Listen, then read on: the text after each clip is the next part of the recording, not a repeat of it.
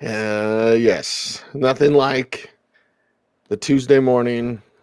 Mwah. Here we go. Okay. All right. Waking up with the Audible. I thought you had a little jingle for this. No. A little single jingle. I don't know. Waking up with blooming flower petals opening. I have to think about that. Next week I'll have something. Next week. All right, here we go. This week in 3, 2, and 1. Well, that just happened. Lots of news around the National Football League. We're going to talk waiver wire today, and boy, we got a bunch to get to, including quarterback issues to help your fantasy team. It is the Audible, and it's our Week 6 waiver wire show. Cecil, Lammey, Sigmund, Bloom, Dr. Jene Bramel, and Dr. Jene joins us first to discuss those injured QBs entering Week 6. Dr. Jene, what are we looking at? Quite a few quarterbacks to be mindful of this week. Russell Wilson will be out for a period of time. He's expected to be put on injured reserve with a combination of a fractured finger and a tendon injury on his right throwing hand. Looks like he may not be back until Week 10. Definitely going to be out for a period of time, a minimum of a month, and then the Seahawks will see whether or not he's able to grip the football and have enough range of motion to be able to be accurate downfield with the ball. So look for Week 10, could be any time around there. Joe Burrow was taken to the hospital with a neck injury, worried a little bit about a throat contusion, was released from the hospital on Sunday night. Everything looked okay on Monday. No reason not to expect him to be able to play this week, so consider him probable to play. San Francisco is on bye, but Jimmy Garoppolo is still dealing with a calf strain. Trey Lance apparently woke up on Monday with knee pain and was diagnosed with a knee sprain. Both of them are considered week to week. Garoppolo looks like he's going to be able to return to play in Week 7. Lance could be a week or so after that. We'll see how well he progresses, but signs point to Garoppolo returning ahead of Lance. Justin Fields dealing with a knee hyperextension also looked better on Monday than he did shortly after the game. He's expected to be able to play this week. And both Daniel Jones and Taysom Hill dealing with concussions. Both are on bye. Also, Tua Tagovailoa looks like he's going to be able to return in Week 6. He's already started throwing. Should expect him to be able to play. And there we have it. And yes, I'm sure our Raiders fan Jason is into the Brownies this morning. Let's talk about Trevor Lawrence being at the top of your waiver wire list for quarterbacks, Bloom, at 7 to 15%. And we'll throw in a little love for Teddy, too, 5 to 10% below him. Yeah. With Trevor Lawrence, I think it's just that this is going to remain a garbage time team, which is good for fantasy production. Remember Blake Bortles. I heard that he learned how to do a quarterback sneak. Did you see that, Cease? One of the reasons Urban Meyer originally said that they went to Carlos Hyde on that fourth down play wasn't really sure if Trevor Lawrence could handle the quarterback sneak. We hadn't really practiced that. Or Lawrence said, "No, I know how to run the quarterback sneak. I can do it." So I heard he's working on that. That's good, right? That's good for fantasy production. Let it breathe. So yeah, if he's out there in one quarterback leagues, he could be useful. And then Teddy and Cease, this is one of those assumption of rational coaching things, right? Oh, up the tempo. Let Teddy throw downfield. Let Teddy basically have the offense run through him, and all of a sudden everything comes back to life. Can they stay in that mode? Are they willing to stay in that mode? Maybe, but at least this week against Vegas, that team's in disarray.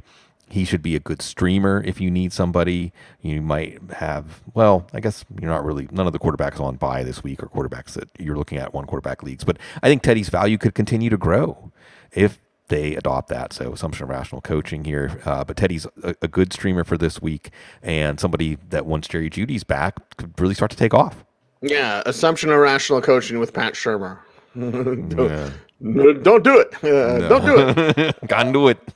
Can't do it. You can. With Ryan Fitzpatrick now, the narrative out of Washington is very weird, Bloom. So help decipher this, because it's like Taylor Heineke, the word is that the team really believed in him, and there's people that thought he was better than Fitzpatrick before the start of the season. Honestly, I thought they might even try to go into this year with Taylor Heineke. That's just me personally.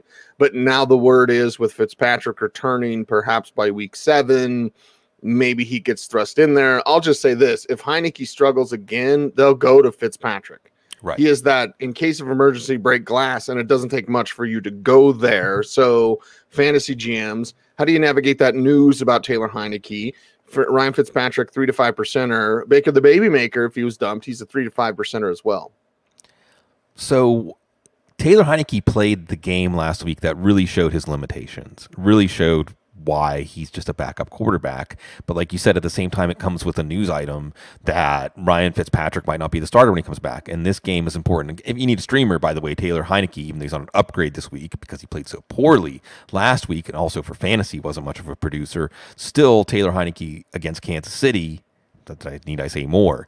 And if he doesn't do it against Kansas City, then that opens the door for Ryan Fitzpatrick. Look, the bottom line here is in 2 quarterback superflex leagues, you need to make sure that Fitzpatrick is on a roster. And then you get to Baker Mayfield, even though it's not to Odell Beckham, he was making some good things happen. So he heard the critics coming off of one of his worst games, and he played very well. Not the reason that the Browns lost to the Chargers. This week going up against Arizona, you have to think that Baker Mayfield's going to have to throw to keep up. And otherwise, Jarvis Landry is going to be coming back. Hopefully they can get something going with Odell Beckham. This could be a very good offense. And Mayfield finally showed us his fantasy ceiling, even though it's modest and has to come in a 47-42 game. There is a ceiling there. One percenters have some ceiling, including Geno Smith, who played some good football in relief for Seattle. Tua Tagovailoa, 1%er as well, as he may be back. There's Mike Glennon, depending on the Daniel Jones injury. You heard Dr. Jene talk about that. And Davis Mills, yes, playing good football, 1%er as well. And Bloom, just a quick question as well. Sure. Have you heard anything about Cam Newton? Like anything? No. I don't know what to say, Cease. Cam Newton, we're getting to that topic. There's this whole range of possibilities, right? Maybe he still can play, and it just has to do with some of the things that make teams more uncomfortable with him because of, does he command the locker room? That's the thing, Cease. You can find any take. It's kind of like medical issues, Cease. You can find any take on Cam Newton on the whole spectrum to back up what you think already. So I don't know. So that goes back to what you said of not hearing anything about him, because there are some teams that could use him. The Steelers might be better off with him for all I know than with Ben Roethlisberger. But he's not a 1%er this week, although in 2 quarterback superflex leagues, it's just a guy to think about. Geno Smith actually looked pretty good. Speaking of Pittsburgh, he's returning to the area, played in Morgantown. So in 2 quarterback superflex leagues, he's obviously a pickup. Similarly, Tua Tagovailoa may start this week in London against Jacksonville. I still need to see it to believe it with Tagovailoa's fantasy value, but a preemptive pickup there. Mike Glennon should start against the Rams, scraping the bottom of the barrel. Davis Mills, you're still scraping the bottom of the barrel, but it's just staggering. Again, we need to recognize that Bill Belichick against a rookie quarterback, not just against a rookie quarterback, against a rookie quarterback that wasn't supposed to start this year, against a rookie quarterback that was a project, against a rookie quarterback with the thinnest offensive roster in the league, was able to do really good things against Bill Belichick and should have won the game if they had a kicker. Bad week to be a kicker. Oh, my God.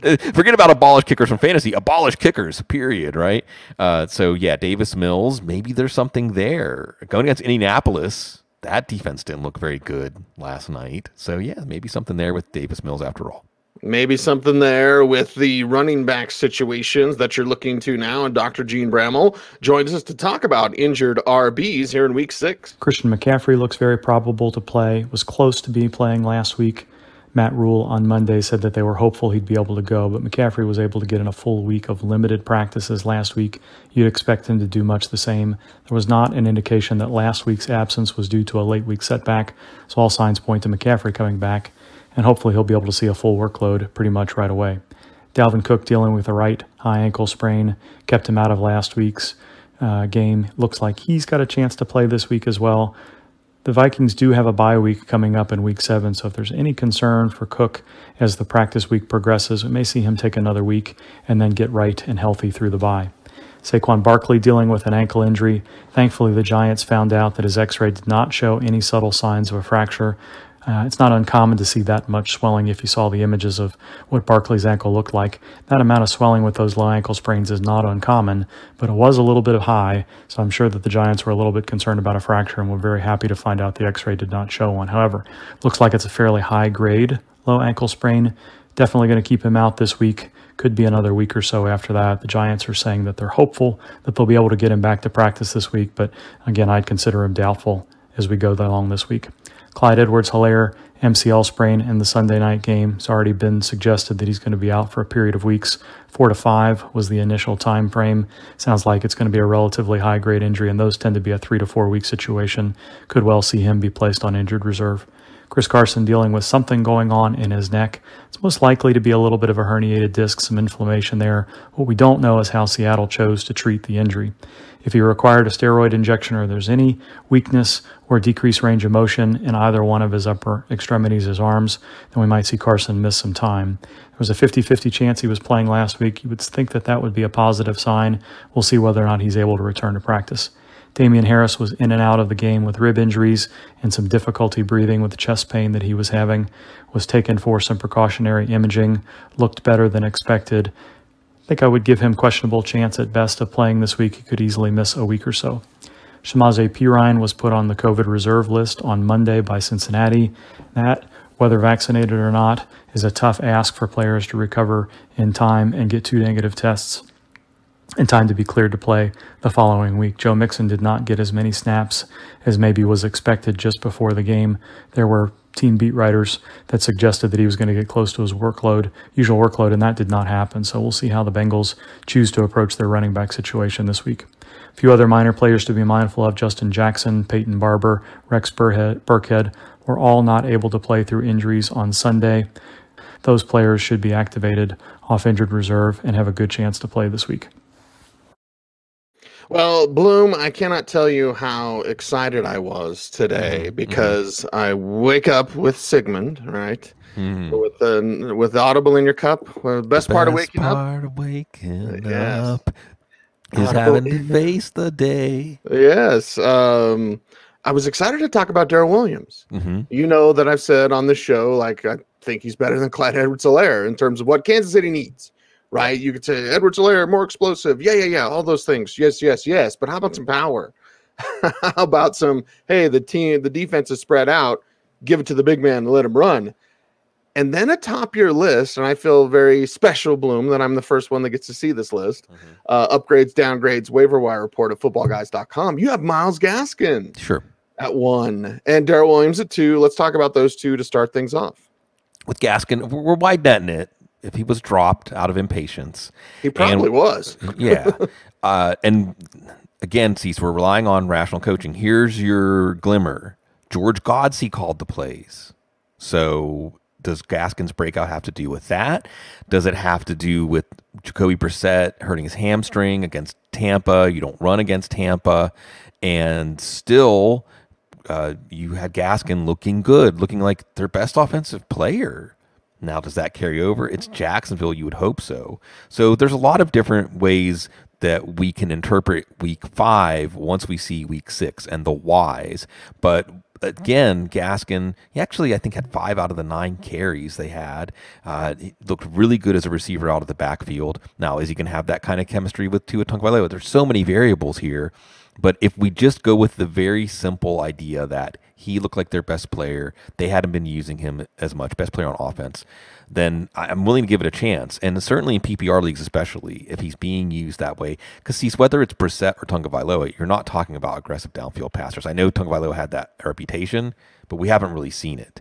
Darrel Williams, there's much more interesting things to talk about here than his fantasy value. But his fantasy value is still going to be capped at like 18, 15 touches a week at the most. He's a functional player, but not a player who adds value to his touches. You're really hoping for touchdowns here. There haven't been that many touchdowns to come by for the running backs, to be honest. And this hasn't been an offense that has been very good. So this is where I'm going to talk about world famous Eric Stoner, because we're always blowing each other up in text talking about this stuff. And I'm going to borrow from him because, well, he's always on point. He brings up that Mike Lombardi, we like Mark Lombardi, friend of the show, right? Says, Patrick Mahomes isn't playing that well. Heresy. Okay, what else is going on with this team? The defense isn't playing that well. Cease. If you were a football head coach and your defense wasn't playing well and your quarterback wasn't playing well, what would you do? Run the ball. Run the ball. Run the ball. Look, the thing is, even if Mahomes isn't playing well, defenses are going to say, we're not going to let Mahomes beat us. They're going to play 2 high safeties. They're going to do everything they can. I mean, it's almost child's play, Cease, that you can constantly put this offense in 2nd and 4, 3rd and 1, right? Then the game becomes so much easier. And guess what? Your defense gets to rest and regroup. Hey, you might even play with a lead, So you're right. Darrel Williams fits in that mold. And will that be rational? Will Andy Reid do that? This doesn't actually sound like an Andy Reid game plan, though. That's the problem. Yeah, the Andy Reid's history is like, run the ball. What? So I'm seeing on my menu. It's right there. You passed over. It's by the scrambled eggs. Come on. Passed over it again. Over it again. Yes. Yeah, it's not just a side order. It should be the main course. Very good. Very good. Look at Sigmund Bloom, professional. Yeah. 12 to 25 percenters, including Michael Carter. And there's that explosion. Alex Collins. There's that talent. And Eli Mitchell. He's the guy. I mean, if he was dropped and people on Trey Sermon, like, nope, these are the 12 to 25 percenters. Grab them if you can. Yeah. So, again, the numbers, it should indicate, even though we're at week 6, so I don't know, the fantasy football regular season's 14 weeks now, probably, so not quite the halfway point. There is a halfway point. We can't have 500 teams, but we can have a halfway point of the fantasy football regular season, 17-game season, everybody. Michael Carter, most touches, getting touchdowns in 2 straight weeks. Hopefully, in the bye week, the Jets will regroup, focus on the running game, take some pressure off of Zach Wilson, maybe get Michael Carter more involved in the passing game. There's more there to mine for him, running back 2 flex. Similarly with Elijah Mitchell, can we get the running game going? Clearly they see him ahead of Trey Sermon, still at least a few weeks away from Jeff Wilson. Probably we'll start talking about Jeff Wilson on the waiver wire, if not next week, the week after. Hopefully we'll get some news during the bye week about how he's doing. So it may well be that Jeff Wilson's the guy to own here in the long run, but in the short run, after they come back from the bye, it is still Elijah Mitchell. And he can still do things to change that equation. Hasn't really quite done it yet. And Alex Collins, like Dr. Gene brought up, neck. See, anytime you hear neck in football, you always know it's very precarious. It's just one of those things where you can easily go from 50-50 chance to play to done for the year. And end your career. Yeah. I don't mean to be alarmist, but Eric Dickerson, Sterling Sharp, Al Wilson, the list goes on and on of neck injuries that have ended careers. Yeah. So Alex Collins, even though he didn't have a spectacular game on Thursday night, even though Geno Smith's going to be in there instead of Russell Wilson, you have a chance because Rashad Penny, we learned now that whether he's on the field or not, he's not going to stay on the field for long. So it's Alex Collins' chance to really, again, redeem himself and potentially redeem fantasy teams as the Seahawks, probably with Geno, at least even the Steelers, going to try to run this week. Yeah. Adam brings up something very interesting. Before we move on to the next section, Bloom, what about the Marlon Mack the Chiefs rumors? That is something. And Mack's been on I actually can't believe they've been playing Mack the last 2 weeks. But Mack has been on the trading block, and we know this, and we know he's a good back. And Kansas City apparently interested. What does that do for Darrel Williams? What does it do for Mack? And again, maybe I should have brought this up in the 1%ers, but we were talking KC, we're talking Darrel Williams, so let's talk Mack. Yeah, and I haven't added Mack because he played last night. I haven't added him to the report yet, but he'd be a 1%er just on that. Again, we're going to maybe revise those Achilles narratives about running backs being able to come all the way back. He looks okay to me, and absolutely he would make a lot of sense. It would take some of the shine off of Darrel Williams for sure, but you still think there's a ramp up. Look, the time it takes for Mack to get up to speed may be the time it takes for Clyde Edwards-Helaire to get back. So we're going to see if he goes on IR. So I still think Darrel Williams is at the pickup. I just think it makes Mack more interesting in deep leagues, and hopefully it means that Andy knows you got to have some running backs to make this thing work. Jason's talking about my Mr. T starter kit, Bloom. Yeah. That's my chain, which you even commented on as well. Yeah, I appreciate that. Wearing my robe this morning, but do you know the reason why I wear this chain?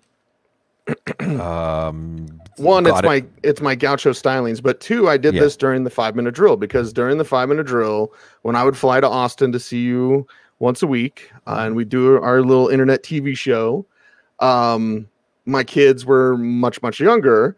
Obviously, I got 2 kids in college now, but my kids would miss me. So I said, hey, when I wear this chain, it means I miss you. I haven't taken this chain off in, a decade plus, whenever I got it. And I said, when you see me and I'm working and you see me on TV or you see me over or whatever, whenever you see me and you see this chain, it means your dad misses you and your dad loves you. So Yeah, I'm going to rock the Mr. T starter kit. And I'm going to rock talking about Khalil Herbert, because I love him, 5 to 10%, and Chuba Hubbard, 5 to 10%. I so wish it was Chuba. 5 to 10%, as well as Sony Michelle. Jesus. And Samaje Perine. Maybe I'm thinking about Mr. T chains or motorboating. I don't know. It's off the rails. Save us, Bloom. I pity the fool that confuses his Mitchell for his Michelle, because Mitchell's not going to like that very much, and Michelle might not either. See, we got backups, right? Well, is Khalil Herbert a backup? I don't know. Looks like a pretty even split. Very comfortable. At least he's a what-the-heck flex type going up against Green Bay, and maybe he could outperform Damian Williams. I don't know. There's more there than we thought. Chuba Hubbard, and this one's backwards, right? Because Christian McCaffrey's coming back this week. Why is Chuba a pickup? Well, because we saw in a game script that was beneficial for him, he was the clear lead back and had well over 20 touches. So just as the Christian McCaffrey, I want to have something, come up with another word than handcuff. I say injury backup with injury upside. Hubbard is that guy again. And see, McCaffrey could come back and aggravate the hamstring again, or it could be something else. I hate to even speak these words, okay? But after how things went last year with McCaffrey, and remember the play he got hurt on? It was totally innocuous. I thought he was doing just kind of a pony kick the way that running backs do when they get to the outside sometimes, right? Right. And he was hurt. Could it be that maybe he's been overused and his body is a little not able to hold up? We'll see. The point is, Hubbard should be on a roster, even though McCaffrey's due back. Similarly with Sony Michel. And look, Sony Michel is just straight ahead, no nonsense, no subtlety. He's not going to add a lot of value to his touches. But the Rams' offense is a good offense. Darrell Henderson, again, he came back in. He scored last week. He looked okay, but you see him going to the sideline with his arm hanging there. When's the next time Henderson's going to get hurt? So, see, we're always weighing this. Unless you need somebody this week, you're looking at potential value growth down the line and the conditions being in place for that. And that is the case with Michelle, and that is the case with Samaje Perine. Because, he's on the COVID list. Sorry. Oops. Oh, well, too late. Anyway, he's on the list. I was good. See, I had like a 900 batting average. I know, man. You're so good in the coof, and I always giggle when you'd say it. But, yeah, there you go. YouTube, strike us. Strike us down. So Perine may not play this week because of that, but with Joe Mixon, injury seal's been broken. He looked better than Dalvin Cook did playing when he maybe shouldn't have been playing, but still, it's Joe Mixon. We're going to need Perine again at some point this year. Yeah, and to wrap things up on the running backs super quick, Devontae Booker, Jerick McKinnon, 1%, 3 to 5% respectively. People might be wondering, Sig, why isn't Booker higher on your list? Because they're playing the Rams, because he's Devontae Booker, because Daniel Jones might not play this week.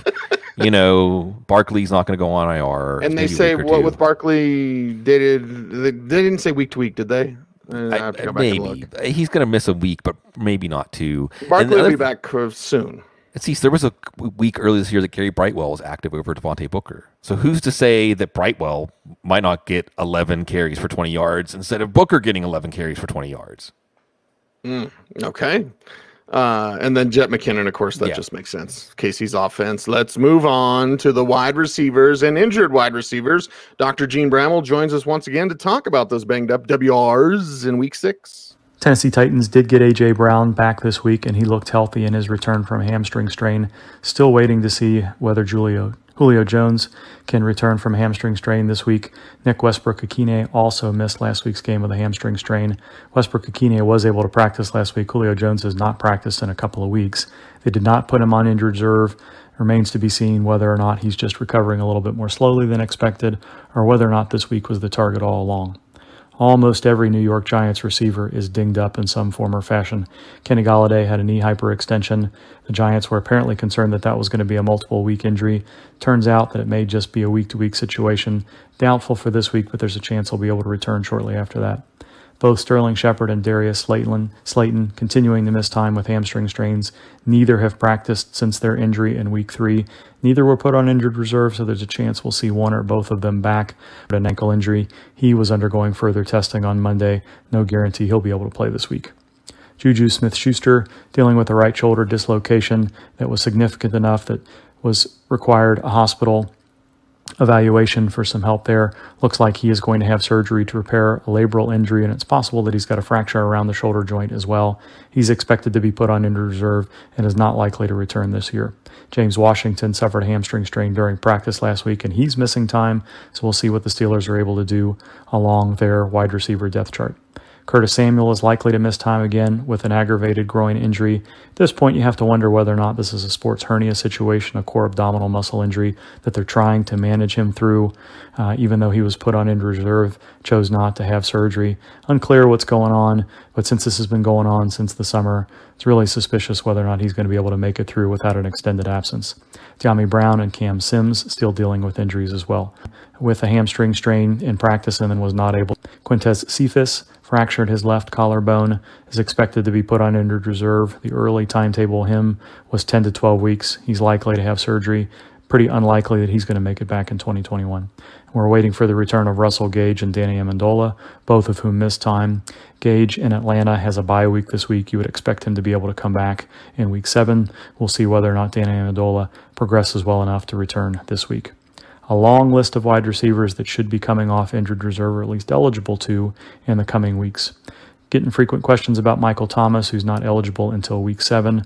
I still think it's going to be a matter of time, weeks after that, before he is close to full form, if he is at all this year. Traquan Smith does not look like he's likely to come off anytime soon. The Saints have a bye week, so there's a chance that maybe we see him in week 7. Jerry Jeudy, making progress, looks like he's moving around relatively well. The signs from the beat writers in Denver are relatively reassuring. I'm sure Cecil can tell us a little bit more about that as well. Still looking at week 7, I think, as a likely return date for him. That's a quick turnaround, but I think there's a good chance he'll be able to return immediately. I'd consider him questionable for week 6. Michael Gallup is still multiple weeks away from returning, even though he was eligible to return last week. T.Y. Hilton is not close. Neither is Nico Collins, who's dealing with a shoulder injury and is eligible to return this week.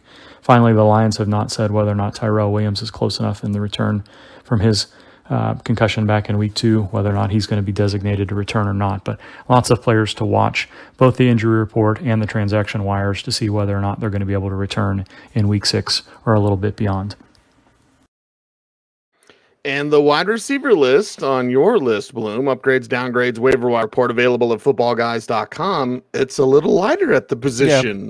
Yeah. We had more running backs, but the one at the top, and oh boy, Kadarius Toney. He can't make it easy, can he? 50+%. That's pretty easy if he's out there. Go get him. But Bloom, there's complications, injuries, no suspension though.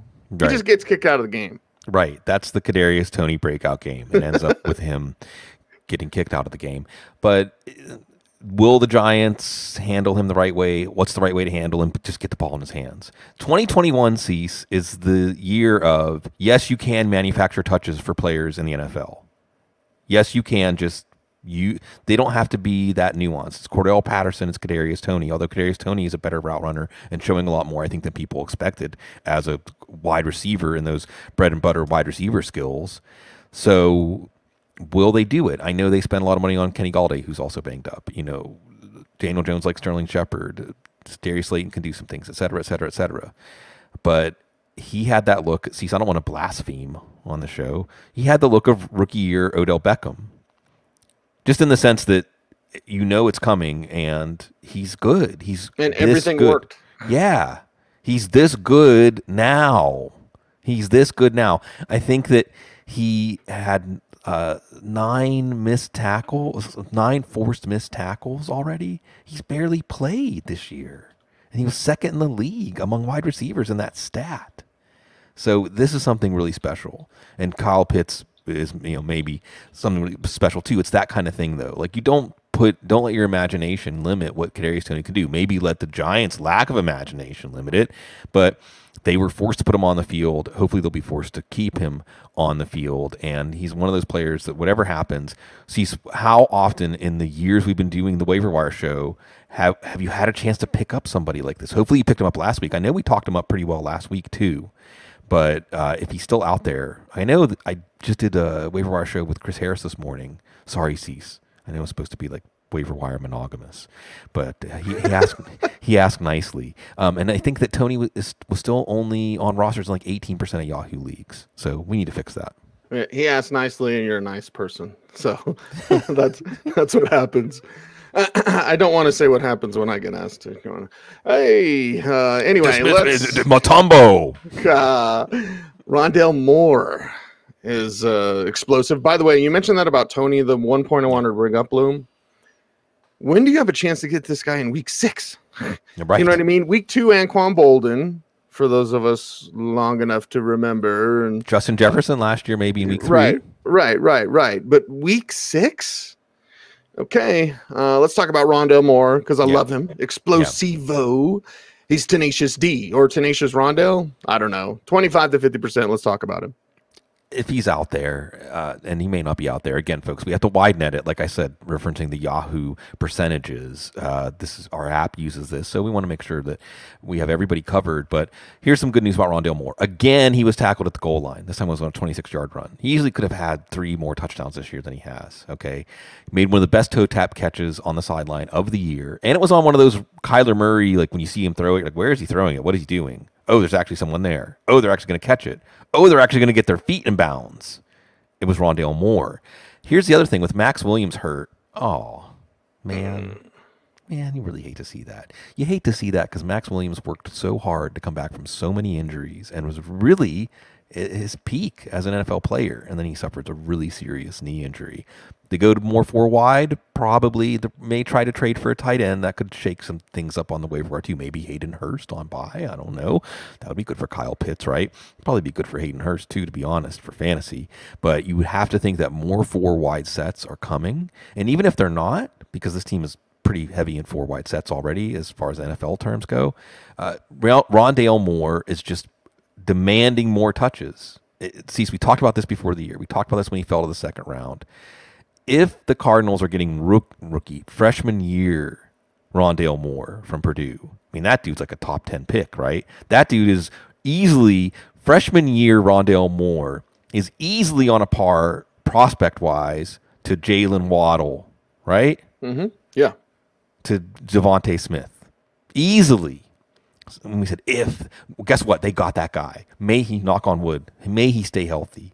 May we get to see what he can do. But see, we may not be that far from Rondale Moore having his 180-yard game because opportunity begets production, production begets more opportunity, begets more production, and the next thing you know, he's entrenched in the offense. And the next thing you know, we're just going to do the rest of the wide receivers. Yeah, sure. Because they're clustered in, and you already know the names. You know the games. Yeah. Devontae Smith, 10 to 20%. McCole Hardman, 5 to 10%. Tim Patrick, 5 to 10% there as well. Donovan Peoples-Jones. And then Rashad Bateman, 1%. Yeah. And yes, our chat room may react to that, Bloom. Listeners may be like, well, Bateman, 1%. And by the way, Lamar Jackson, your thing, man.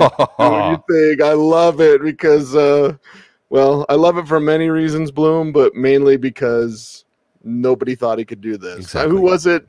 Was it Orlovsky? There was another ESPN person that was like, I'm sorry, I don't like Dan Orlovsky. I don't make no bones about it. That was like, oh, this is the year defenses figure out Lamar Jackson. I don't know which one it was, but I was like, and this is why hot take radio sucks. Yeah, true. Oh, let's just talk about Lamar Jackson, man. Yeah. Let's just talk about Lamar Jackson because it's beautiful. It's so beautiful to see what he's doing. And I know earlier in the year I was worried about him getting hurt, but now things are really coming together for this offense. And that's really fun and exciting. Devontae Smith had another good game, and it wasn't in garbage time. I still don't know if I would trust him, although this week against Tampa Bay, you definitely are going to trust him. McCole Hardman got a lot of targets. Tyreek Hill has a knee thing. Probably not going to keep him out. It's minor, but this is the second time we've heard about a knee thing with Tyreek Hill, and, well, Hardman just has that speculative value. Judy should be back soon for Denver, but in the meantime, Tim Patrick has that chemistry. Cecil chronicled this so well for us. It's just Patrick's where he's supposed to be when he's supposed to be there. Teddy likes that. Teddy's going to throw the ball to you. Certainly this week against Vegas, we can see Patrick keep in the maybe scoring, get back in the scoring column, keep in the fantasy relevant column. Donovan Peoples-Jones, so it's just not working with Beckham.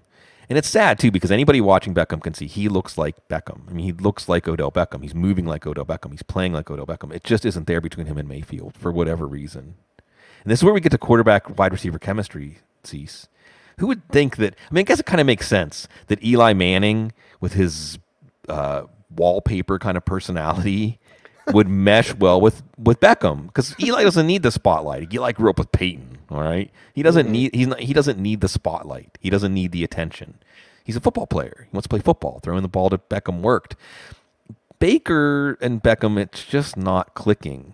It does click with Donovan Peoples-Jones, and there are opportunities there, shot plays off of play action in this offense. Baker Mayfield's passing better. Peoples-Jones, there was some hype coming into the season. Then actually Anthony Schwartz was with us and got some opportunities early, but now it's Peoples-Jones. He's absolutely someone that you need to have a monitoring. And then there's Bateman, and it's the way that Lamar Jackson is throwing the ball. Sammy Watkins got hurt, so Bateman's going to get some more opportunity right away. You want to have players attached to the Ravens passing game? Did I just say that? You just did. And, well, Dr. Jene Bramel, he says a lot that we love to listen to, and it's his turn to talk about injured wide receivers. Injured tight ends. Dr. Jene, take it away. The tight end spot, we'll see whether or not Rob Gronkowski is able to play Thursday night or not. I think the lung collapse that he had as a result of his rib injuries should be well behind him at this point and is not an ongoing issue. But multiple rib injuries can be difficult to recover from. Good news on Monday was that Bruce Arians would not rule him out for Thursday. Said it would be a tough turnaround, but there's some hope and optimism that he'll be able to go. If he does, could be limited packages for him. Trying pain management and padding could be helpful, but as many times as players get hit, it could be a tough ask for Gronkowski to play this week. Max Williams in Arizona suffered a pretty difficult right knee injury, at least one ligament involved, and could easily be a multiple ligament injury, and it will definitely be multiple weeks. I don't see him returning this year. Expect this to be an injured reserve stay that could go on a little bit longer. So Adam Shaheen dealing with a knee injury or waiting on information for that. I'd consider him questionable. George Kittle was put on injured reserve with a calf strain. The 3 weeks plus the bye puts his earliest return at week 9. I think that's likely and probably probable that will be the time that Kittle returns. Logan Thomas looks like he's going to miss at least a month with his hamstring strain, was put on injured reserve last week. So we're thinking his return is going to be week 8 at the earliest. And we're watching Albert O's hamstring injury in Denver, as well as a Tyler Kroft back injury that kept him out. Kroft has a bye this week, so you'd expect him to be able to return in week 7. Thanks, guys. Well, thank you, Dr. Jene Bramel, with the tight end injuries. And Bloom, we could probably just do them all at once. Yeah, let's do them all. And then, by the way, let's throw in a little Zach Ertz talk, because of the COOF list for Dallas Goedert, our man Rob. I love seeing Rob here in the chat room. He brings that up about, what's this do for Ertz now? So some upgrades at tight end, starting with Hunter Henry. Yeah, and I just want to see if Hunter Henry's out there. He actually has been coming on, and he's well ahead of Jonnu Smith in terms of targets. It's Dallas this week, so I think Hunter Henry has emerged as the New England tight end that we want to play if we're going to play a New England tight end. Then this is where it becomes more interesting, right? I think that with this Goddard news, and since we're talking about 2 days until the game, it's very unlikely we're going to see Goddard. Ertz becomes your streaming tight end. And now, none of these guys potentially have lasting value. And Njoku could have lasting value because of his talent, but after week 1, in a smaller opportunity, we saw him flash. And Jarvis Landry may be back soon, and that crushes tight ends in Cleveland. So, we're looking at a short window for all 3 of these guys. We can group them all together. Ertz is the most exciting just because it's Tampa Bay, and they're going to have to throw a lot. But Ricky Seals-Jones, not far behind. Kansas City. And see, if we were to line up, like, who do you want your pass offense playing in any given week? I mean, Tampa and Kansas City. I mean, there's so many, though. Washington. But the point is, Washington's on the other side of this game, so they're going to have to score a lot against Kansas City. Ricky Seals-Jones got 3 end zone targets, got 8 targets, played 99% of the snaps. It's when he's basically their number 2 receiver right now, with so many of those players, including Curtis Samuel, banged up. So I would say for this week, it's Ertz barely ahead of Seals-Jones, and then David Njoku, although they're looking more like streamers. Actually, Dan Arnold might have lasting value, but it's Jacksonville. Oh, yeah. Except for James Robinson. How good is James Robinson? Really? And Urban Meyer won't get it. He didn't get it in the game. We talked about it at the recap show. It's like he has zero clue. He has zero clue. He really does have zero clue. Cease. They asked him about it, and he said, "Oh, I didn't know if James Robinson was hurt or not." And that's why he wasn't in on that fourth down play. And then again, you see it, Cease. By the way, it's kind of getting taboo. your players from college is like nepotism when you're running a team or in a business or whatever. And it's like, I'm just going to go to Carlos Hyde because I love him. I'm like, dude, James Robinson is better than Carlos Hyde. Come on. Right. And no one's even pretending anymore in Jacksonville. No one's even pretending anymore. Again, Trevor Lawrence. Oh, we didn't run the sneak because we need to practice that. Trevor Lawrence. No, I know how to run a quarterback. Good, and I like Lawrence saying that, Bloom, because he needs to take ownership of this because he can't get ruined by Urban Meyer. Please, we already lost Andrew Luck because the Colts ruined him, right? Andrew Luck should have multiple Super Bowls right now. Right. We never got to see it. I want to see Trevor Lawrence win a Super Bowl. And with Jacksonville, I don't give a damn. He's that good. Don't ruin him because you have Urban Meyer. I'll give you another one, Cease. It's more of a Thursday night thing, but it's, NFL quickly. We don't have to start our celebrity gossip podcast, Cease. It's the NFL show. I think that Urban Meyer said, "Oh, we're desperate. We're desperate for a win. We're desperate." Trevor Lawrence, we're not desperate. We're just doing our job. I like that, like you said. So we talk about teams taking on the personality of the head coach and the quarterback. Let's hope they take on the personality of Trevor Lawrence. So Dan Arnold, number one target in that offense. I don't know if that's going to last. And then Mo Alley Cox. I'd love having a chance to bring up Mo Alley Cox. Even with Wentz throwing for 400, Cox only had 3 for 50, Alley Cox. But everybody can see what a force he is out there. Wentz is playing better. The offense is playing better. They get to face a lot of AFC South defenses. He's got to share with any number of players. But I think you still have the opportunity for him to make big plays from the tight end position. He had 2 touchdowns just a couple of weeks ago. So Mo Alley Cox could be the guy for you. And this week, not a bad streamer either, going against Houston. Maybe this is the year that streaming tight ends is the answer, because you already might have gotten Dawson Knox. You already might have gotten Dalton Schultz. And if you didn't, look at all these options. Better than maybe, you're looking at TJ Hawkinson. You're like, when's it coming? Right? George Kittle's out. When are you going to be healthy? Right. When Tyler Higbee, roller coaster. Noah Fant, roller coaster. So this may be the year that most teams have a waiver wire tight end by the end of the year. Right. Most teams have frustrations to deal with, Bloom. Frustrations. To that, I think the ultimate compliment on this show might be the Keanu kiss, right? Like, Sure. This is for you. This is for you, everyone out there. It's for everybody, too. Keanu would not hold that back from anybody. No. Everybody deserves that love, Bloom. Yeah. Which philosopher said there's one mind, or the number of minds in the universe is one? I don't remember which one, but I get it. Okay, we're all there with you, and that's why this next part is so cathartic for each and every one of you out there, because you're dealing with the frustrations. Maybe you're 1-4 and going, how did things go off track? August is such a good time because we're like, I got my team's going to kick ass. And then it doesn't. And you're wondering why. You're wondering what you can do. And there's just some players you look at them and you got to do it. You just know you got to do it.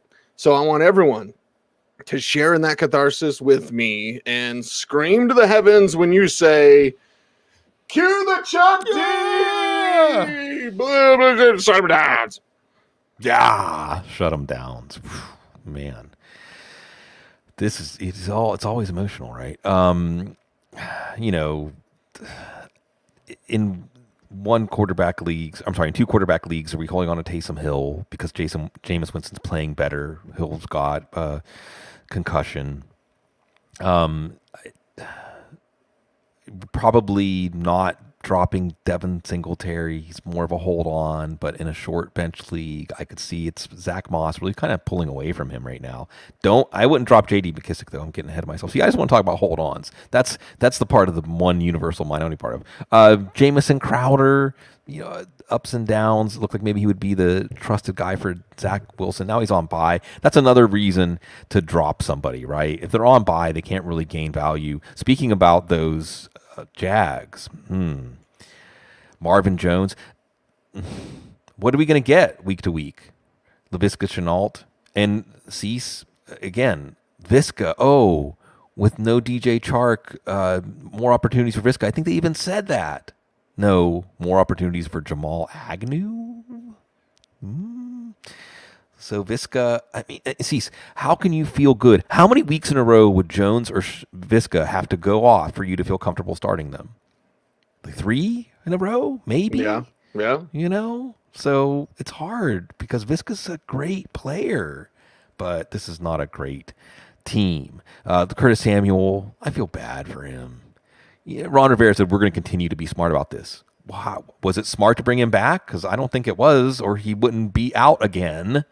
So this might just be a lost year for him.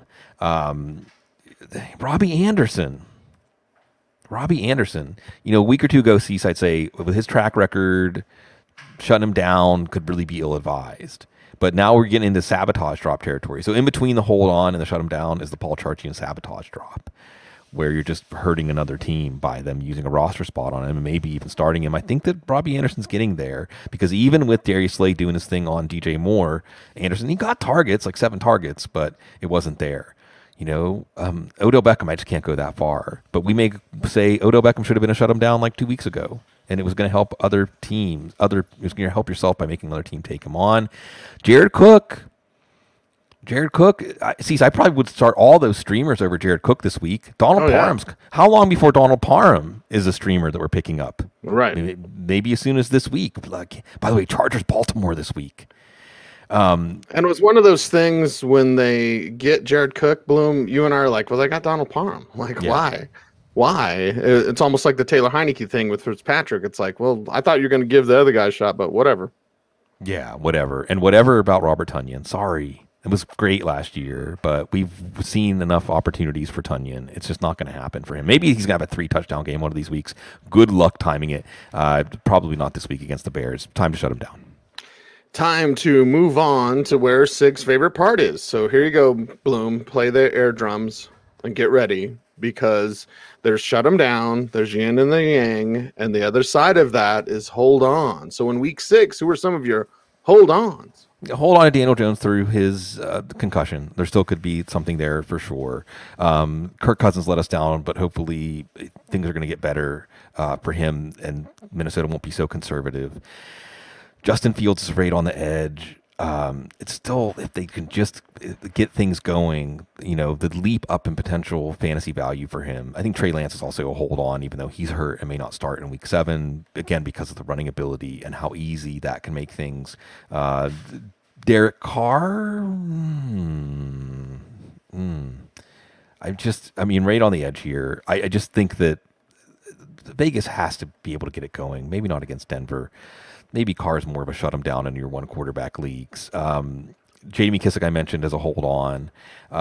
Corey Davis, I still think that there's opportunity there for him coming out of the bye. Remember, Jets are going to get to regroup. I think Robert Saleh's going to get things going in the right direction. Tyler Boyd is a hold on, even though when all 3 receivers, top 3 are out there, Boyd's not going to do much. Jalen Waddle's a hold on with Tua Tagovailoa coming back. Cole Beasley's a hold on, just because he could have a 10-catch week this week against Tennessee. I know it hasn't been there for him, but I'm not ready to let him go just yet. I'm not ready to let this show go just yet. But I get to turn around in a couple hours and have Patrick Doherty here on the couch. 1:30 Central, always fun. That's always going to be fun as well. You know what? I think the robe is the way to go, dude. We should all wear a robe. The dude abides. We should all just have a robe on. Cease. It's just like, again, I always quote that Bennett brother, Michael Martellus, I don't remember which one. Do you want them asking, is he homeless or is he a millionaire? I feel like Bugs Bunny wearing the different hats, right? I had a buddy of mine jokingly watching. He texted me. He's like, looks like you're wearing a dress. And I was like, meh. That would be good. I might be. Dresses are comfortable. Yeah. And I'm like, I feel like Bugs Bunny wearing the hats, though, because, like, I'm so comfortable. You know what I mean? I'm just relaxed. I'm talking to Sig. Got our family sitting in the chat room. Like, no, man, it's good. It's great. It's one of the reasons Halloween is so great. I know, right? Now I'm like, well, I'm getting modest because I'm actually looking at myself on camera now. But it's one of the reasons that Halloween is such a great holiday because just like you're talking about, so you can get into that mode depending on what you dress up as this year. There's plenty of choices. Maybe someone will dress up as Cecil Lammey. I actually know someone who did that. There you go. See, the universe is already taking care of that. Yeah. Okay, that is a wrap for the Week 6 Waiver Wire show. We certainly love and appreciate everyone out there for listening. Thank you for joining us here on Football Guys and checking out our YouTube channel. Over 14,000 subscribers. Yay. Thank you guys very much for checking us out. YouTube.com/FootballGuysTV. Our Dynasty newsletter show, our Dynasty show, our mailbag show, the Audible. We got IDP Blitz coming through as well. The Audible Live, of course, on Thursday night. We just appreciate you guys for checking us out. Bunch of great shows. Our DFS show, of course, the Power Grid. Those guys getting it done at the highest level. We appreciate all of you for clicking that like, doing all those YouTube things. That helps us grow. And the YouTube algorithm is very odd, but if you like, share, comment, subscribe, hit the notification bell so that you never miss a vid, it allows us to keep growing the channel, puts this channel basically in front of people that maybe don't know about the Audible. So thank you guys for doing that. We really appreciate you. And if you love the show, you want to support the show, then you check out footballguys.com. Go there, orange button, top right-hand corner, join now. Thousands of pages of content for you to pour over every single year. Annual subscription, really good price. Footballguys.com. We appreciate you guys for jumping on board and joining us on this fantasy journey. Worry less, win more. It is footballguys.com. He's Sigmund Bloom. You follow him on Twitter at Sigmund Bloom. I am at Cecil Lammey. The show is at the Audible. Thanks. Stay tuned and stay frosty.